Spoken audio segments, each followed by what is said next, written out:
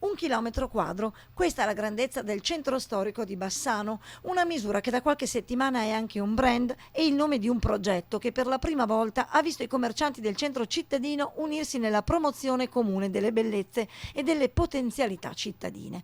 A poche settimane dall'avvio del progetto, i 32 imprenditori e aderenti si sono incontrati per ribadire ancora una volta le ragioni che hanno portato alla nascita del chilometro quadro.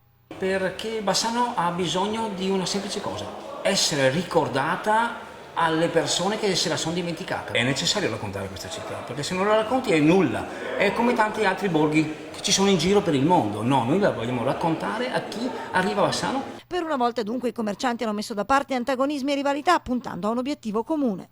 E questa è la cosa strana, che non siamo uniti per lamentarci e per evidenziare le cose che non funzionano, ci siamo uniti per far funzionare le cose belle, per cui è proprio l'ottimismo lo spirito che unisce e che differenzia. Siamo commercianti, per cui dobbiamo farla risaltare questa città. Padroni di casa i fratelli Moretto, e proprio a Bruno abbiamo chiesto perché visitare questo chilometro quadro. L'erba del vicino sembra un po' più verde e quindi si possono scoprire particolari o anche aneddoti di storia, di vita, di cultura di un paese, di una città vicina che possono anche fare pensare al proprio. E a chi parla di un progetto, il chilometro quadro appunto, nato in contrasto con Confcommercio e Confesercenti, Nulla a contrastare con quello che sono già gli esercizi e le attività e gli eventi che sviluppano le attività commercianti, ok, o che sviluppa l'amministrazione comunale. Un aiuto noi siamo un aiuto.